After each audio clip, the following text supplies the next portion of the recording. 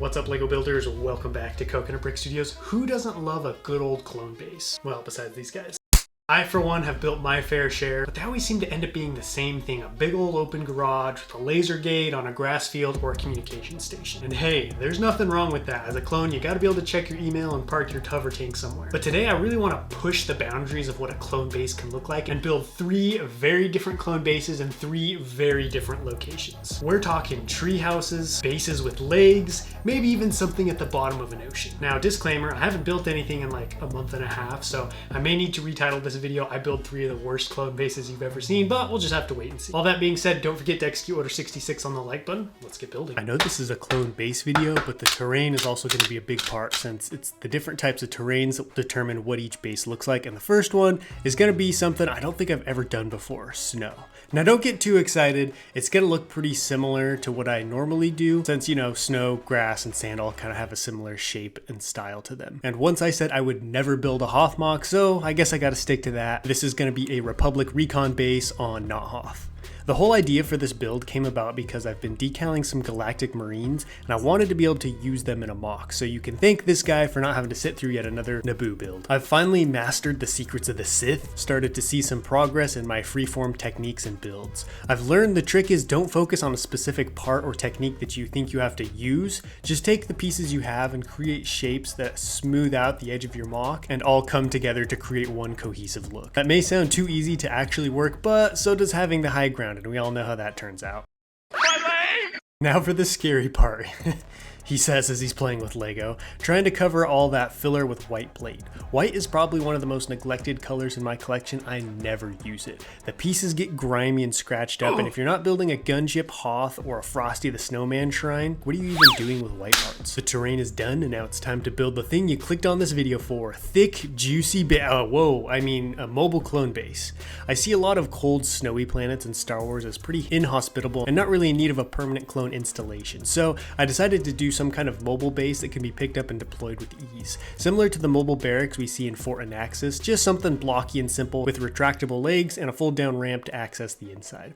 I want this to be able to get picked up by the Republic attack shuttle as well, so it's going to have to be pretty small. Simpleness aside, I don't want to build a cube, so I'm going to throw in some rounded bricks and other base looking pieces into the walls to spice things up a bit. That's the nice thing about building a clone base. Practicality doesn't need to be your highest priority. A snow cone machine in the break room for the clones? Why not? As long as it looks cool. I won't have a ton of room in here, but what else do you need in a base besides crates and an unnecessary amount of computers? Now for the mobile aspect of the base. I'm gonna build 4 Technic legs that will unfold from the bottom of the structure. Think Lunar Lander meets Star Wars. I have one for each corner, and even before I put these on, I could tell this guy definitely skipped leg day. Bruh. So I'm going to try to beef up the sides with the tile. Looking back, I could have added more Technic bars to the side to make them much thicker, but this is my first build in like a month and a half, so I'm a bit rusty. The proper leg pump has been achieved and it's time to fill the interior. And you know I'm going to pack this baby full of random and unnecessary computers, because what is a clone base if not for clones to compute things?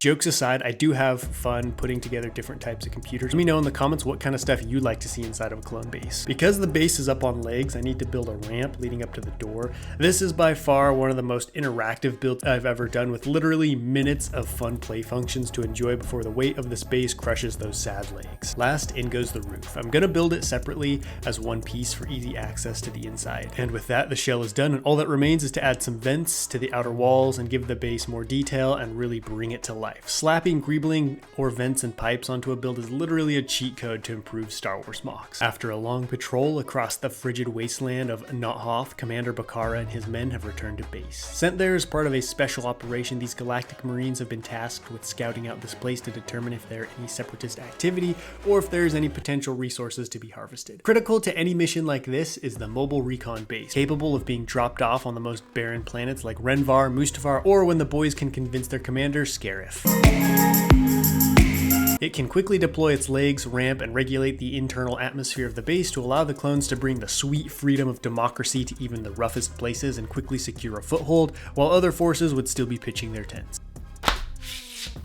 I'm not even gonna bother with a freeform base this time around because of how long the last one took. It's been 84 years. Next, we're going to a place all too familiar, the jungle. But this time I'm tapping into my inner child and building something I'm sure we all wanted or had as kids, a fort up in the trees. I need a layer of green brick to start, and what better way to get that in than with a building montage.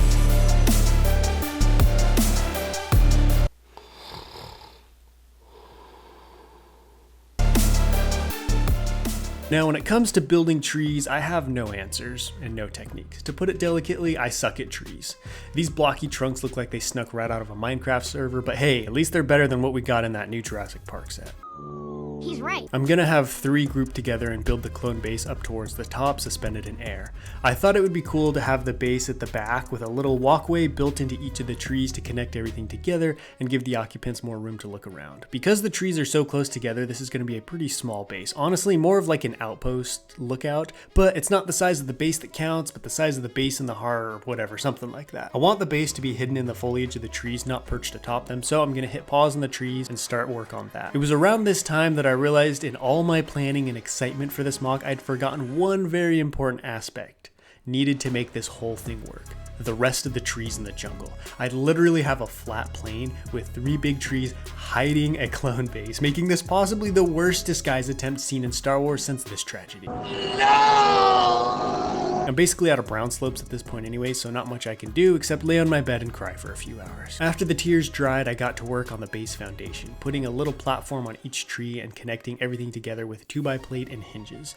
To make the walkways more secure, I'm widening them with tiles and adding wedge plates to the angled sections to fill in any gaps so the clones don't accidentally fall out of the tree. And just because I care that much, I'm adding railings to make this thing even safer. No safety violations on this bad boy. Now for the actual structure. It's basically going to be a room with computers, since what else do you need in a tree base besides a couple of comic books and some drinks? To add a little color variation, I'm going to throw in some dark bluish gray openings. One thing I thought about is how to make the exteriors of all these bases more interesting, since in real life you want something as simple and as camouflage as possible, but who needs subtlety in Star Wars when you can have a dark red sign on the front pack full of Republic logos? The base is done, and now to finish the trees. I'm just going to keep building up until I get to a good height or run out of pieces completely, and try to hide the ugliness of the trunks as much as possible with plant pieces. Plant pieces are truly the makeup of the Lego world. I'm going to add a couple levels of foliage just to make the trees look more realistic and hide as much of the base as possible. I guess I should do something to the ground as well, so here's some grass pieces, but don't get your hopes up because that's about as crazy as I'm getting down here. Safely hidden in their treetop base, the 41st Elite Corps keeps an eye on all enemy activity in the area. Safe from the prying eyes of both the droid ground and air forces, they can report on every move and ambush unsuspecting droid patrols walking around down below. Not gonna lie, this one's pretty cool. I really like the idea of the base and the trees, and you can't see it or the walkway super well, which means the trees are doing their job.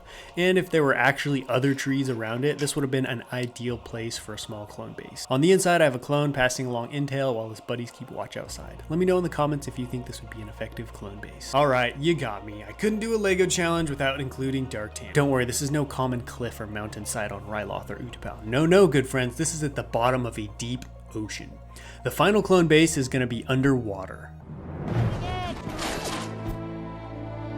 Since it's the bottom of the ocean, I can get away with the terrain being pretty flat, and I'll have some kind of underwater feature at the back to protect the rear of the base, and honestly, it's just so nice to do some good old rock work again. That's one of my favorite things to build, and I'm pleased to say my next big mock is going to have a lot of it.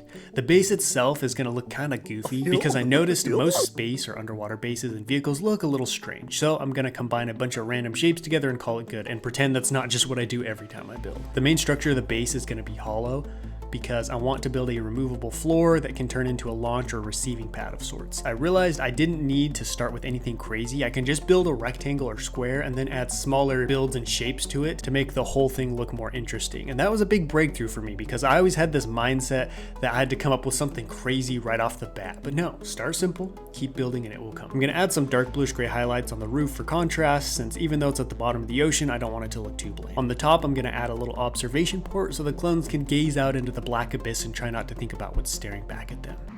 I'm in danger! I almost forgot to add some lights to the base to illuminate the surrounding area, and then some other random detailing pieces. Because the base is underwater, it's not going to need super sturdy legs because, let's say, Star Wars physics, so I'm going to build some skinny legs that will act more like anchors or supports, keeping this thing from floating around and getting lost. I don't own any clones with scuba gear, so I swapped out the helmets of a couple pilots since they have the breathing apparatus things on their torso, and I think we're ready to rock and roll. On the planet of Mon Cala, an underwater Republic base gets a proximity warning in an area that should be clear. A small clone patrol is dispatched to check it out. Could just be a large shoal of fish swimming by, a group of native Mon Calamarans who strayed into the wrong zone, or a separatist ambush. This is far and away my favorite base of the video. The legs or supports and the round tubes protruding from the sides really sell the build and make it look like it belongs at the bottom of the sea.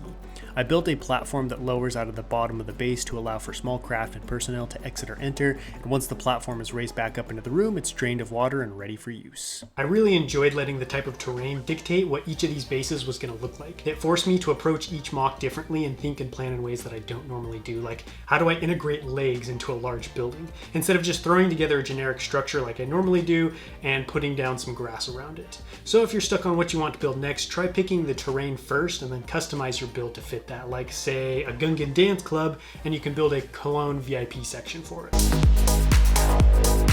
Just in case you needed some inspiration. I want to do more clone base related stuff in the future, so if you have any ideas, let me know in the comments and I will catch you next time, but until then, happy building.